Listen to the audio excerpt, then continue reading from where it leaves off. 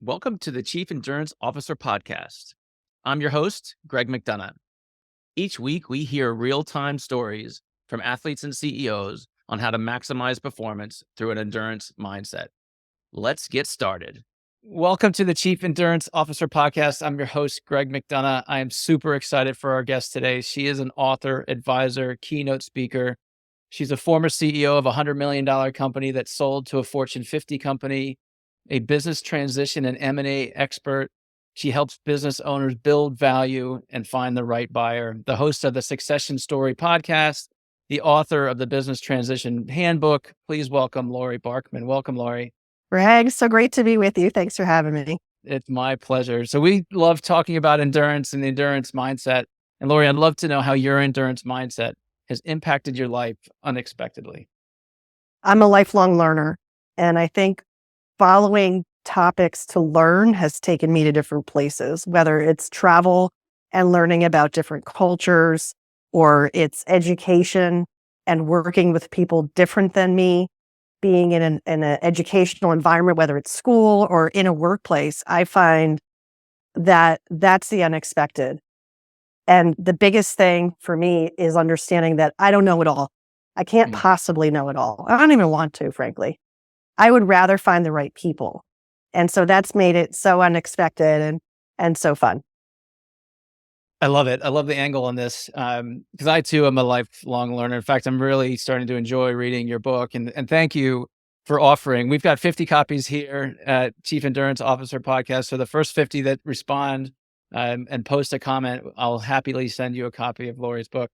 But diving deeper into this lifelong learner, give us a little bit more meat there. Like, give us an example of something that you said, oh, I've got a curiosity for, or a passion for, or just some sort of, I don't know, energy that pushed you in a direction that turned out to be something unexpected. Well, I have a big bookshelf over there. You can't see it on the camera. And it's got a collection of books, business books, that I've had since I first started out of college. And the way I started growing the collection was encouragement from my mentor and then manager at Ingersoll Rand Company, which was my first job out of college. It was with a big global company. And in this particular role, I was in a management training program. And I was fortunate that not only every month, I kept track of it for 2 years, every month I took advantage of a learning class that was offered either because I was in this management program or I took the initiative on my own to seek out the topic. So at the time, I was working in human resources. I was learning about compensation structures and conflict resolution. But then I was also learning about concepts in manufacturing. And one of the books that I had read back then was called The Goal. And you might remember that book if you or your audience are in manufacturing. It's a story that's not a true story, but when you read it, you're kind of going along the path of the character. And if we flash forward to 25, 30 years later, here I am with this business book collection. And The Goal is a similar concept to one of my other favorite books by John Warlow, which is Built to Sell. And Built to Sell is written in the same kind of way as The Goal, which is we're seeing it through the eyes of the main character as to what his journey is and what could he do differently. And so I connect the dots between those two books, over a span of 25 years and how that's helped me today. But also, quite often when I'm asked the question, which book has influenced you? And I pick that word very purposefully, which book has influenced you in your career? It was one of the first books that I was given by this vice president at Ingersoll Rand Company, which was Influencing Without Authority. And it's a very similar mindset as steward. Excuse me, I'm going to get the name of the book wrong. Let me think. It's like steward leadership, servant leadership. Excuse me, that's it. Servant leadership. And when I was reading servant leadership recently, I was taken back to this book from 25 plus years ago about influencing without authority. That it's essentially so many concepts we might have learned when we're right out of school. So many business books that we might have come across or concepts that we might have come across in our past We're not necessarily giving it the same context as we might give it today. But I think about some of these connections and what I've read or what I've learned as I've grown in my career from, newbie hitting the working world to eventually a CEO and now business transition advisor and helping entrepreneurs in this next phase of their entrepreneurial journey. And ultimately, how do we see around corners? How do we stitch things together that we haven't necessarily stitched? And I find that books and learning from other people's experiences are really, really helpful. And also shows like this, because let's face it, we all learn in different ways. Some of us listen, some of us read, some of us watch, and some of us do all the above. And ultimately, no matter how you learn as an adult, it's the encouragement, I guess, also tying it back to my earlier comment that we find value in being lifelong learners, right? And keeping our minds sharp, and it helps us in our practice, it helps us in our business, and it just helps us in life as a person. So you left me a breadcrumb around servant leadership, and I'm a huge fan of servant leadership. I donate a lot of my time to an entrepreneurs organization here. It's a global organization, but there's a local chapter. And I find that the more I contribute my time, energy, and a little bit of money, the more I get out of the organization. Um, Not with intention. Like I don't go into it with a certain expectation for an output. But when the output happens, the light bulb's on. It's like, well, obviously that was going to happen because I've just spent 4 years as their chapter president or something. Can you give us some examples of how that's shown up in your life? Well, one is leading a team, no matter what size team, I've led, whether it's a team of 2, a team of 5, team of 10, team of 100. I think one of the main things that teams want to know is their leaders have a way north and setting a direction, which direction is north. And now we need to get there. Maybe we don't, as a leader, set the entire course, but we're setting that ultimate framework of where we need to be and why. And I've really tried to do a good job over my career of setting that path and the direction and giving a perspective on why. People don't want to be told what to do. They want to understand why it's important, and then they want to be part of how do we get there.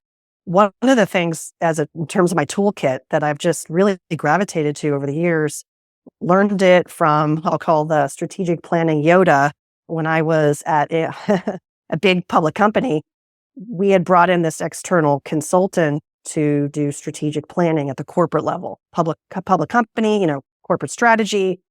And ultimately, the division that I was in was one of the 3 core growth levers for the company. Therefore, we were fortunate to get his services for our particular business unit.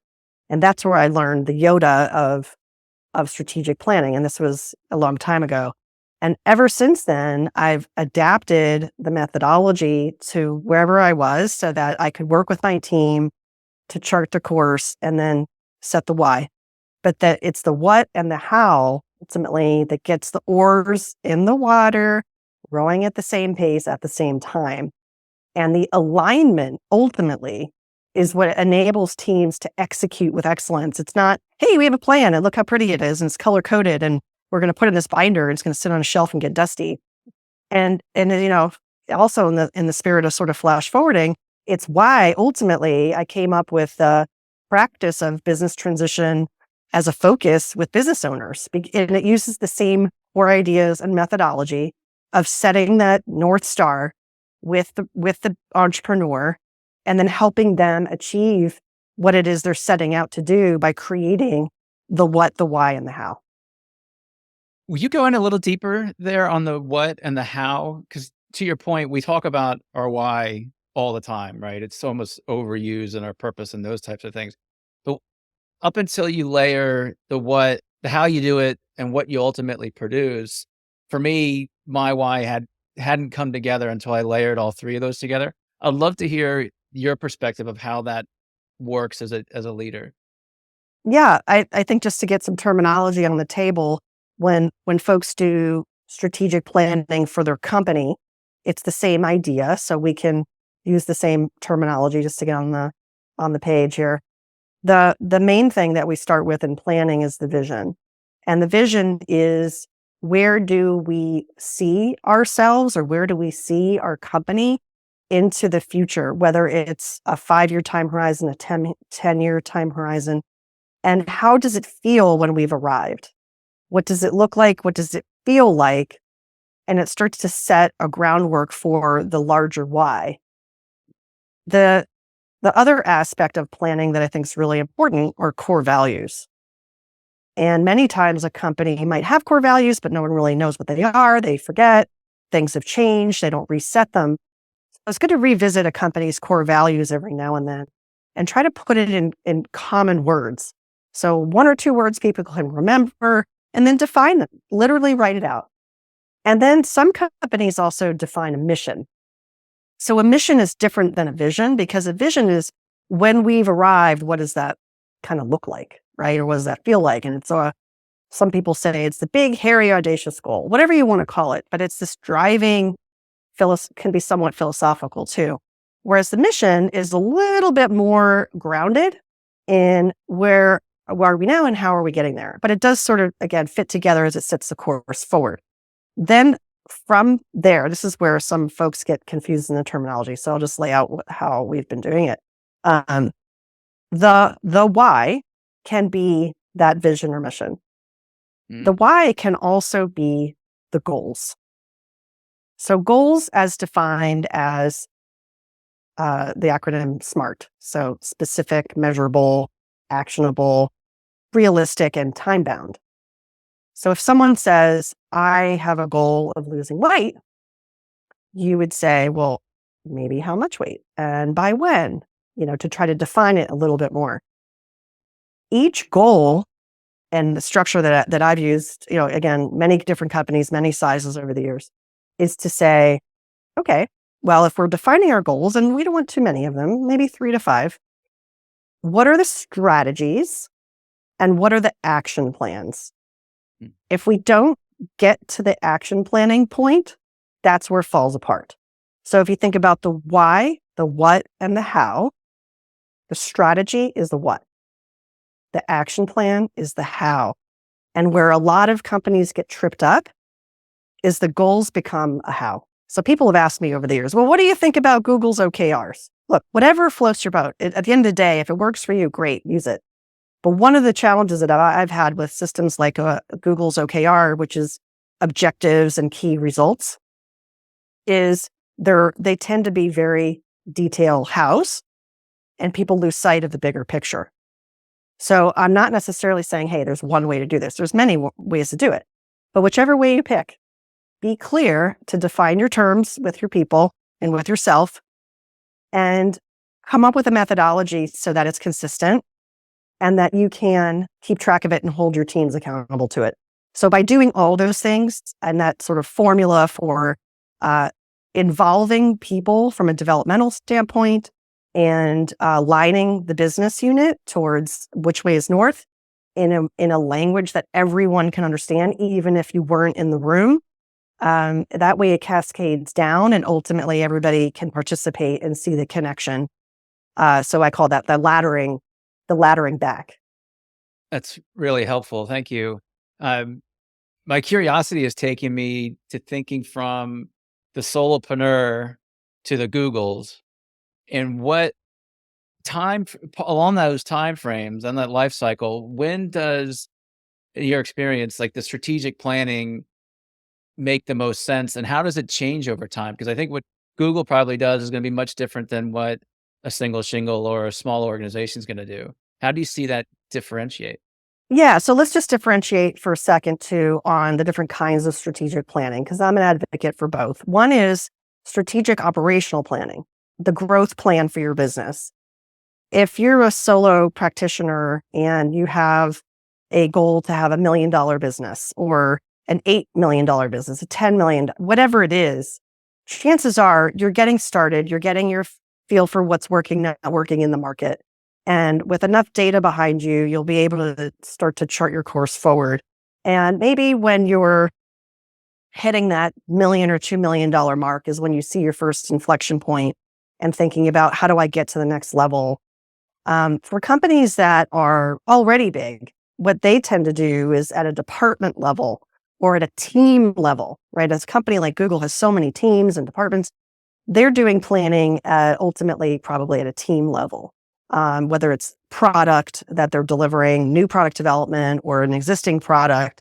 Chances are there's a game plan for what they need to deliver in that quarter or that year. As an entrepreneur, to distinguish it, right? That's the operational strategic plan or the operational plan to get us to achieve this year's goals or targets.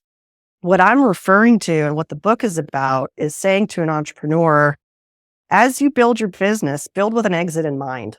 And there's an end game to what you're ultimately hoping to plan, because every entrepreneur is going to leave their business one day, but very few are prepared. So you're either going to leave horizontally or vertically.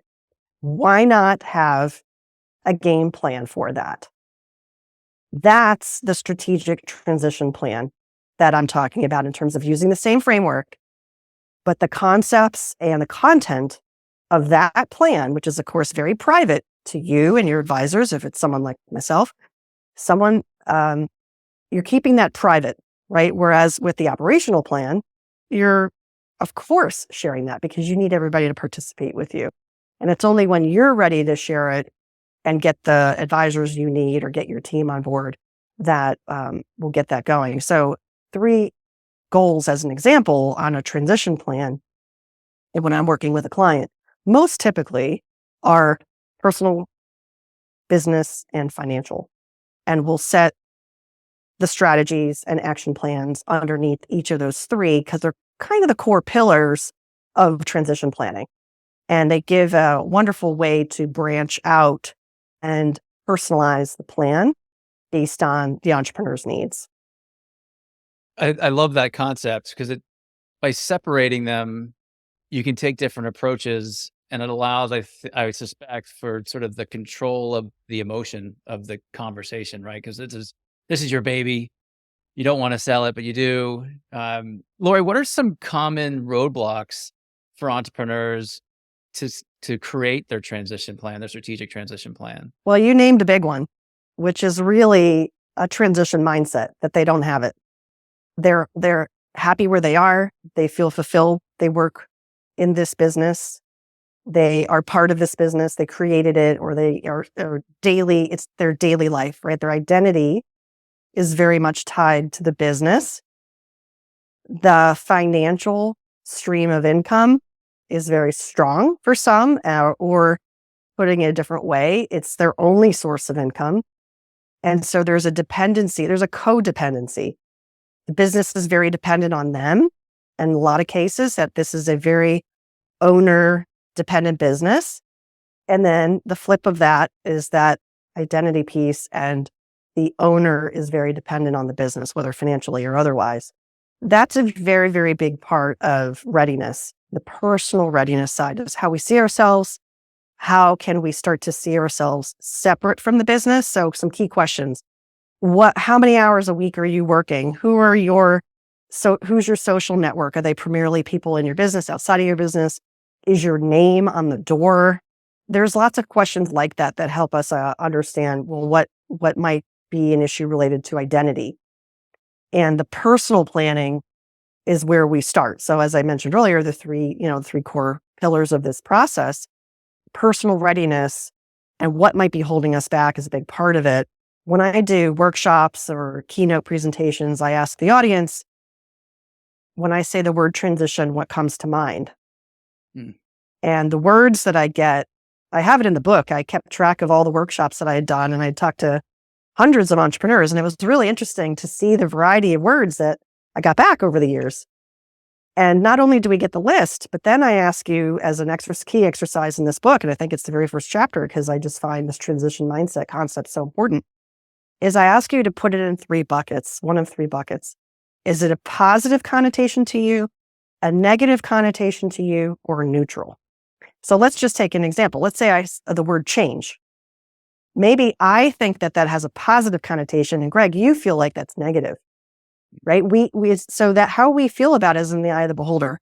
And if we go back to our Psych 101 class from college, if you remember taking a Psych 101 class, one of the concepts is cognitive dissonance. So if you find yourself at a political rally where you do not inherently believe in the cause and you're standing there, your body will reject being there. It's your mind is preventing you from saying, wait a minute, what am I doing here? And you're probably going to get out of there. It's the same idea with having a transition mindset. If you yourself are resistant for whatever reason to wanting to do something different with your life or something different with your business or letting someone run the business that's different than you, whether as an owner or manager, you're not going to participate in the process.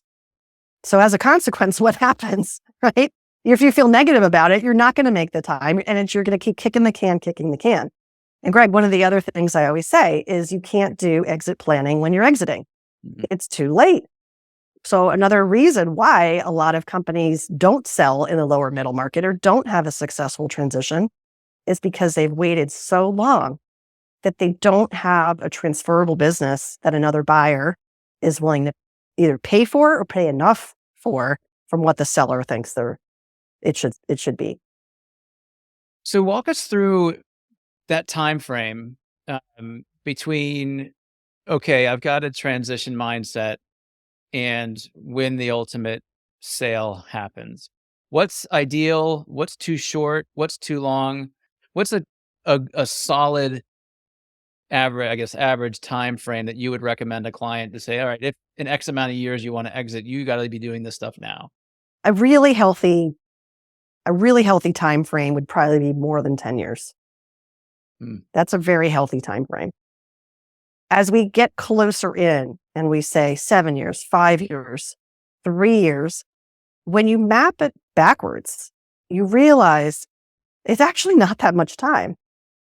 Because it also, frankly, depends on where we're starting and how many changes need to be made in the business to achieve the end game you're looking for.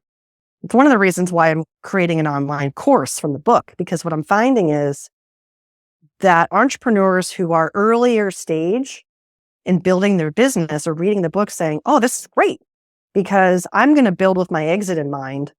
Initially, I thought the core audience of my book would be folks who are 5 years out, 7 years out, 3 years out. And they are, and they get value from it. But with some of them, they don't have as much runway to make changes. So what could be examples of changes? Well, what if you're changing your business model?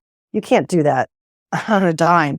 What if you need completely change your organization structure and get different talent? And what if managing that talent also means a different reward system or incentive system to help reduce risk with your talent? What if it means different legal structure for your business to help with tax preparation and planning so that ultimately when there's a transaction, you're maximizing your net number? There's a bunch of things that we can be doing on contingency planning. Here's the tough question. If you're no longer able to serve in your business, what will happen? So the extreme question is if you died in a bus accident tomorrow, what will happen to your business? And many entrepreneurs have no answer to that. They're like, I don't know.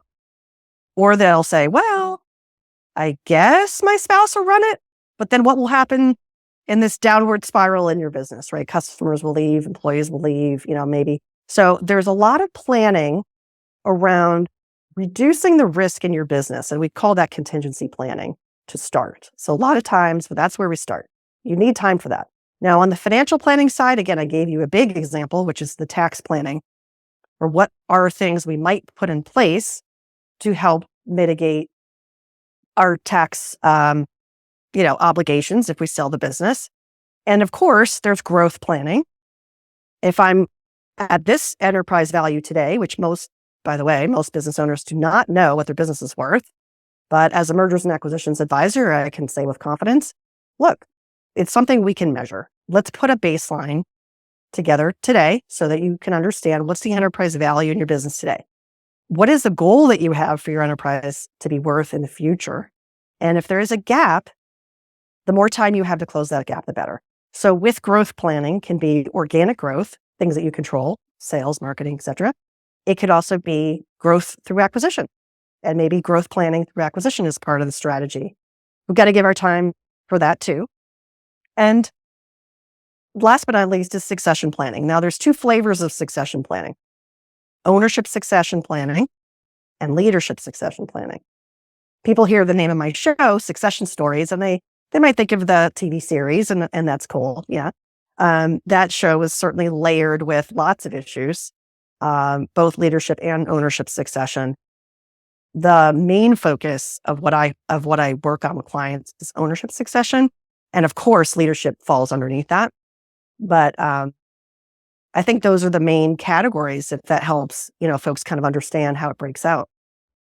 Absolutely. Could you define the ownership planning versus leadership planning and how that is different? I think I understand it conceptually, but for the audience, could you explain that in a little bit more detail? Yeah. So the main question is, if you think ahead, who should own your business after you?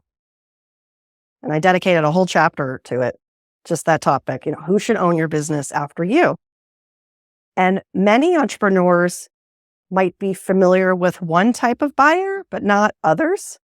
And I find that feedback on this particular topic is people really like it, because it opens their mind towards who might be the best fit buyer.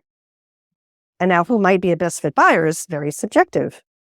It's going to be very dependent on your business and what what you believe the best fit and what reasons you have for that. So, for example, many owners find it exciting to think about a family member owning the business after them, keeping that legacy going.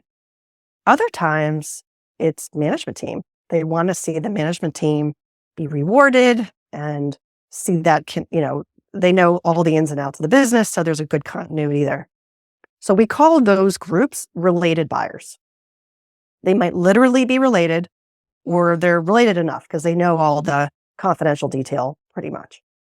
So that group is highly desirable, but it's also very niche and most likely not going to pay a premium. It'll pay a fair market value. The financial buyers is the next group. That's probably the most commonly people hear about. Financial buyers like private equity groups. And financial buyers are looking for certain attributes of businesses that maybe they're looking to roll up in a certain industry. And there certainly can be an opportunity with some to have a second bite at the apple if they offer a rollover of equity for a certain amount of the deal. So there could be a good incentive for the right fit type of approach. I had a client on the buy side. I was working with him. Their firm was doing a roll up in the services industry in a particular niche, and I was doing outreach to sellers to get them interested. And we had a deal. Come through, which was great.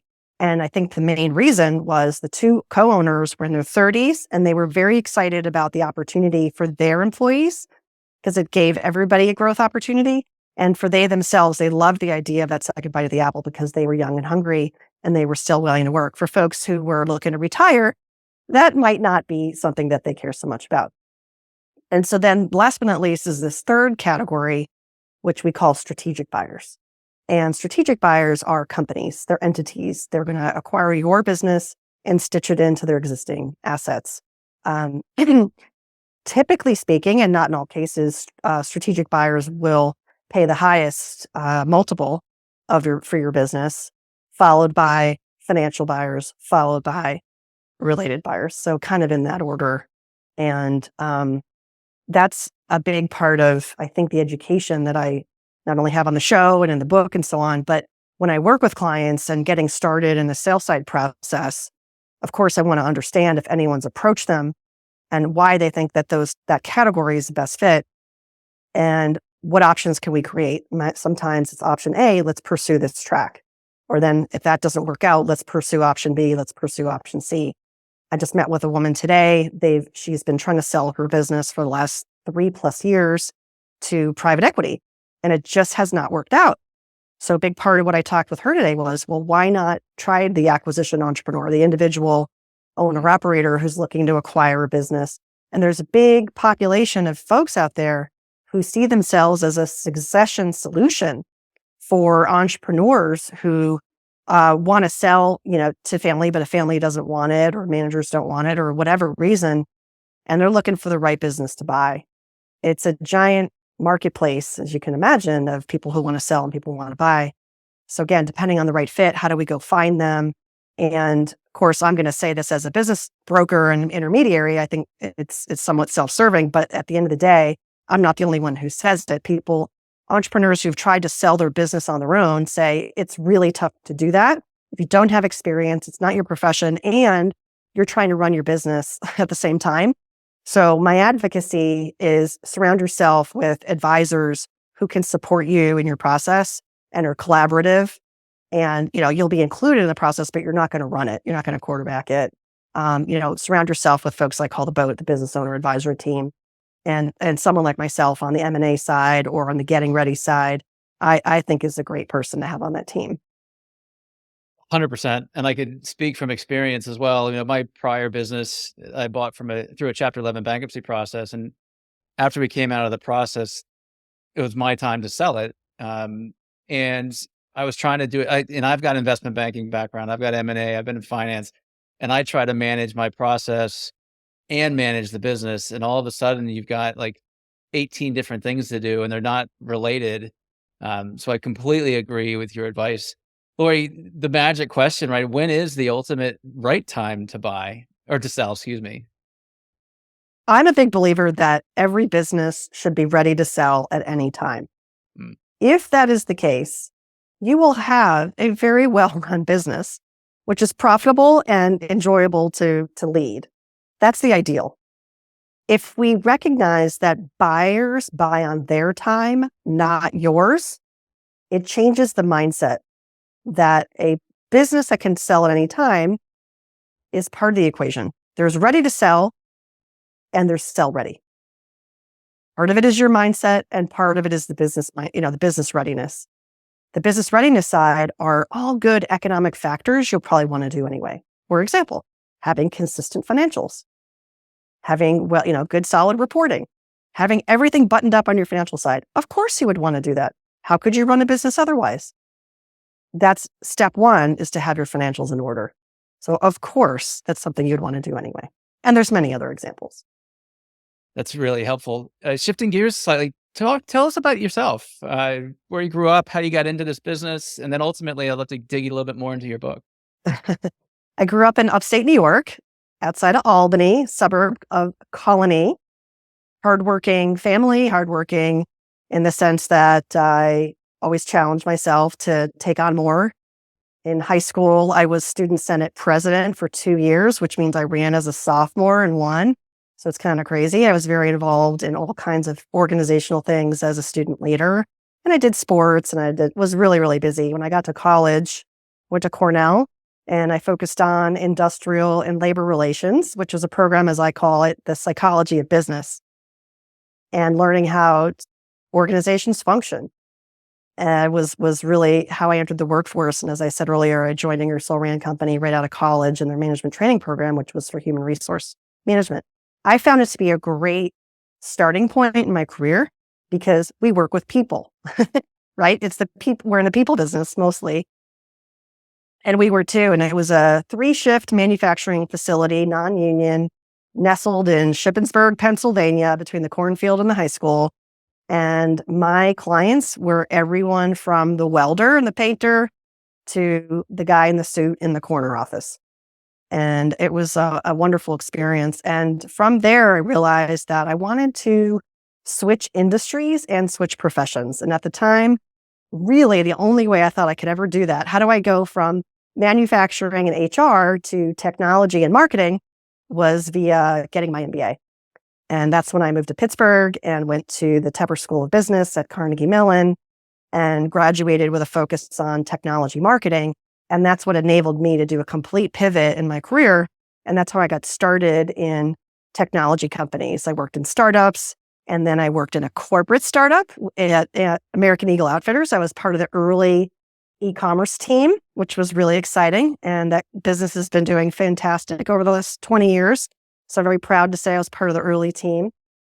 And from there, just really grew in growth aspects of and leadership, managing larger budgets, managing more teams of people, until one day a recruiter that I had known over the years had called and said, we're looking for a CEO as part of a succession plan to run a business in Pittsburgh that has 2 e-commerce sites and direct selling.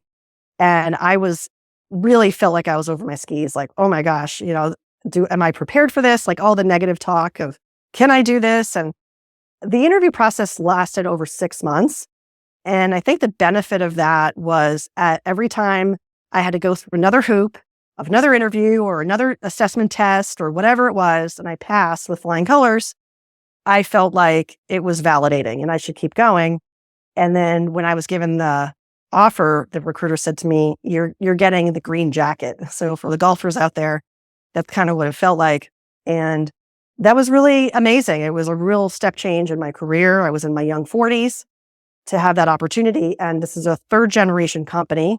And when they were doing the interviews, they said to me, we're not interviewing you for the next 2 years. We're interviewing you for the next 20, which was music to my ears because I'd worked in a lot of startups where, you don't last necessarily 20 years with a startup as it grows. You don't expect that. And I was really looking forward to that. And as things go, it was a great outcome, but it was unexpected.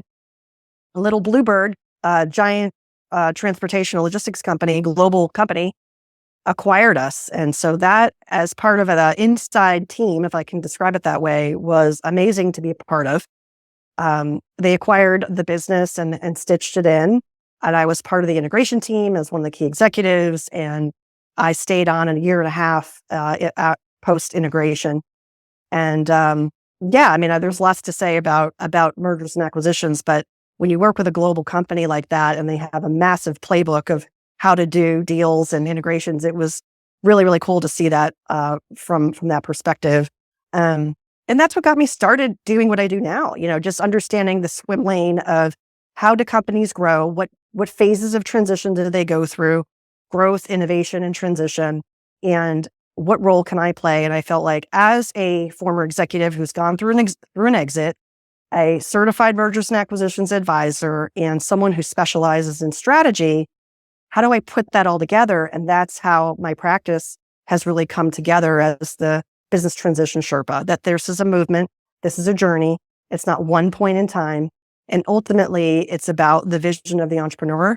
And I am a Sherpa. I am a guide to help get them there. I don't have all the answers, but I have processes, I have frameworks, and I have a Rolodex that benefits them. And so that's the story. I love that story. What type of client should reach out to you? What are they dealing with at the moment? When is it the right time to pick up the phone and call you? I think Other than people, yesterday. yeah, exactly. There's a couple of different examples. One client I have is in growth mode. He's about 8 million in revenue and his vision is 100 million. And we are working on growing that business in a way that's going to be exponential for enterprise value. So he's an example of someone in his 40s who's thinking about this long term and wants to set the course today for a pretty big exit in the future. There are other people who I'll describe. They don't have to always be on age, by the way. I think it's also life stage. So a different life stage is someone who's owned their business for 20 plus years and they're really starting to think about things, but they're confused. And when they think about it, it hurts their brain. They feel very alone. They're looking for clarity on some big questions that they have. And just to give a timeline, maybe they're 10 years out, maybe they're 7 years out, maybe they're 5 years out. And they want to work with someone like myself to get ready. And then there's someone who is a little shorter time horizon. Maybe they feel like their business is ready now. They're not going to dedicate time to it, or maybe they've already prepped, or whatever the case may be. And they say, I want to sell now. I want to sell in the next year. I want to sell in the next 2. If I hear within 3, that actually translates to get ready to sell now, because it's amazing how time flies when you're prepping all this stuff. So, the shorthand on that would be 1 to 3 years. And they want to really, start to bring the company to market. And so those are the 3 types of entrepreneurs that would benefit from talking to me. And to work one-on-one would be awesome. Would love that. I'm also putting together this online course and a mastermind to help people who want to be in a group setting versus one-on-one for budget reasons or otherwise, to provide more access. Do you have a sense of when the course will be ready for public consumption? Yeah, the course is going to launch in the first quarter of 2024. Awesome. Awesome. One other question to ask you since I've got you undivided attention. So us business owners get emails all the time from brokers and bankers and strategic buyers, and it's like, you're the greatest thing ever. My little business, it's written in this email. Any words of caution for our audience who also receives those types of unsolicited, conversation starters? Yeah, I think there's some caution. People always ask me, what do I do with these? And if you want to dedicate the time to respond to all of them, by all means, go for it. If you want to put them in a mail folder in your email inbox and save them, do that. And that way, if you end up working with someone like myself on a sell side engagement, we can look at that folder and say, oh, is there anyone in here that we might want to follow up with? The cynic in some of us might say, well, is this even real? And when just for my own ethics, I can kind of comment. I can't comment on anyone else's ethics, but I'll just comment from my own. If I am on a buy side deal for a client and I am representing them to try to find targets, I say in my email that I can't say reveal who it is, of course, but I'll say I am engaged on behalf of a client to find, companies in this particular sector like yours. And if a transaction is successful, they are paying my fee. So what does that say? Well, one, it should hopefully convey that there is an actual buyer on the other end of that email. When I've gotten people to respond to that note, that's the first thing they ask me is like, are you just saying that or is that real? And I say, no, I am literally working for a client. The cynic would be like, oh yeah, they're just, fishing because they want me as a client. And some might do that. I don't do that, of course. And again, from an ethics standpoint, I don't think anybody should do that. Does it happen? Probably. It's just like in the old days when we had job descriptions, right? Companies would post in a newspaper, now hiring, and they'd put this engineering job out there and they would see what resumes they get back. That was a test. There was no engineering manager. They just wanted to test the market. So does that happen with these types of situations? I'm sure it does. Do I do that? No, absolutely not. So that would be the only thing to kind of be careful on is, look, you're trying to run your business. And that's why you'd want to work with an advisor to take the kissing frogs process off your plate. Well, and I think to your ultimate point and the value that you're driving, it's also about the planning and being ready. Like if you get that email and you're not really ready and your financials are a mess and your policies and procedures aren't in line and your customers are, consolidated, then you're really not in a position to sell your business. And so it's the pre-work that has to happen. And I can give you an example. My father has run 2 different construction engineering businesses. And the first one ended in a disagreement with his partner that got pretty ugly, ended up in a lawsuit, et cetera, et cetera. The second go around, they were very intentional with how the exit was going to happen. So like day one, when they're sitting on their cardboard boxes, coming up with the company name, they were also talking about key man insurance policies and other ways to build value in the business. And fast forward 15 years, it was a seamless transaction for my father. And now it's been a seamless transaction for the partners that he sold it to. And so now that same company is still out there 3 generations later, not generations as in family, because it's out of the family, but the interns that started 25 years ago are now the business owners. And so to your ultimate point, Laurie, and the work that you're doing, it's critical. And when you're starting your business, you should be thinking about your exit of your business because it is temporary. And like you said, we're either going to exit it vertically or horizontally, and hopefully the former, right? Yeah, So, absolutely. What a great story you're sharing. I love that story. It highlights so many things about the pre-planning and aligning the internal, and that example was the internal people, right? That was the transition solution. And it was a great solution. They were already lined up for it. So many times it gets heated, especially with family and the jealousy. There was one phone call I got yesterday. I talked with this woman She was referred to me by a friend.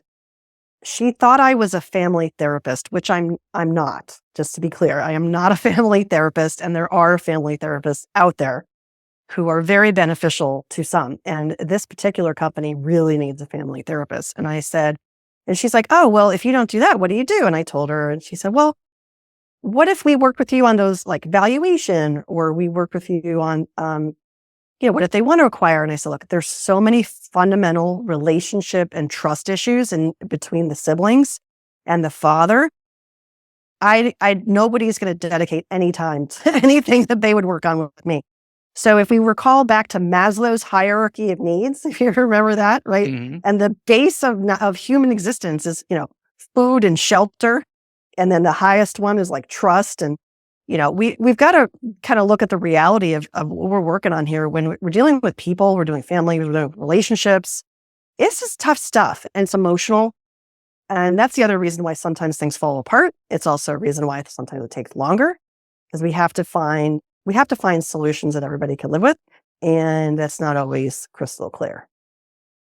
Yeah, you're reminding me of another engagement I was in many years ago where it was a family-owned business, and the father wanted to sell to his sons, and one wanted to be the majority, the other one wanted to be a minority. One didn't want to work but wanted the same pay, and to your point, it turned into this ugly sort of. I would be surprised if the family like celebrated Christmas together this year because of how ugly it was. Um, Lori, how can an audience member get in touch with you? Well, I think the easiest way is to go to my website, and there's a bunch of things they could do there. So the website is the businesstransition.sherpa.com, and they can set up a complimentary strategy call with me. They can take some complimentary business assessments that I definitely recommend. One is personal readiness, and one is business readiness. Mm. And those are available. They could also connect via the podcast to listen and download the show, which would be amazing. And of course, the book and the course are also on the website if they want to learn more about business transition planning. Fantastic. And we'll include those in our show notes. And I will also restate our offer. We've got 50 copies of Lori's book. I'm happy to send these out to those interested. I'm about halfway through chapter 2, and it's making me rethink my business. So thank you for that. Lori, it's been great having you on the show. The lessons you've provided us about exit planning and our mindset and the strategic alignment around our why, what, and how, I think are truly very powerful for the entrepreneurial community, and I could see how working with you would be a benefit to their long-term success. Well, thank you. It's been a pleasure to be on your show. Thanks so much for having me. Thank you for tuning in to the Chief Endurance Officer podcast. To hear more inspiring stories and strategies around the endurance mindset, be sure to subscribe below or visit us at chiefinduranceofficer.com. Until next time, keep pushing those limits